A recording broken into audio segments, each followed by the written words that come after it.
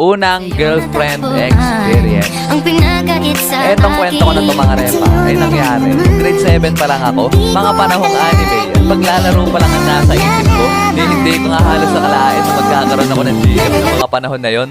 Dati kasi, dun sa school na pinapasukan ko, ay may dalawang building na magkatabi. Yun ay ang Building A at Building B. At nasa Building A, ang room namin noon. At dahil magkatapat lang at malapit sa isa't isa, yung dalawang building sa school namin na yun, ay kitang-kita namin yung room sa kabilang building. At hindi ito ganong kalayuan. As in, kaya mo makipag-usap dun sa mga tao sa kabilang building.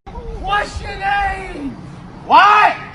What is your name? Naging talamak pa nga ligawan dati dun sa katapat na building namin na yun. As in, nagliligawan yung mga klasiko at yung mga naandun sa katapat ng room namin. Yun yung usong-uso dun dati. Kasi hindi lang yung section namin na nagawa nun. Halos lahat. Talaga namang maya-maya ay may maririnig ka na lang bigla na nagsisigawan ng pick-up lines. May mga nag-I love youhan pa nga gamit ng sign language na sila din na nag-imbento. Para nga sila mga ninja sa mga pinaggagawa nila na yun. Madami pa nga sila mga pinaggagawa nun. Habang ako ay parang kulangot lang dun sa ledgi kasi hindi ko kaya yung mga pinaggagawa nila. Feel ko kasi nun ay parang sobrang bata ako pa para magkajowa. Pero meron ako nung dalawang tropa na kasama din sa mga nanliligaw dun sa taga-katapat namin na building. At simula nung napasagot na nila yung mga nililigawan nila sa kabilang building, ay dito na nagsimula yung mga hindi inaasahan na pangyayari. Oy Rio, single ka pa, di ba? Ha? Bakit?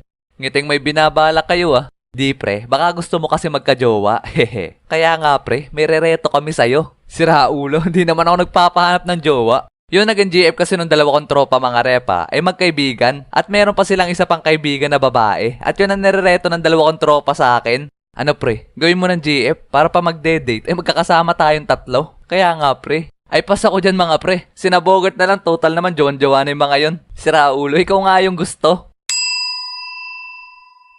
Wala pa talaga sa radar ko magka-jowa nun, kaya tumanggi ako. At kung magkakaroon man ako ng first girlfriend, ay yung crush ko ng mga panahon na yun ang gusto ko. At pagkatapos nun, ay biglang kumalat yung balita na nagkakagusto daw sa akin si Moana. Di niya tunay na pangalan. As in, kinabukasan, pagpasok ko ng classroom, ay biglang nagtingin na sa akin yung mga kaklase ko. Oy Moana, nandito na si Rio. Ay.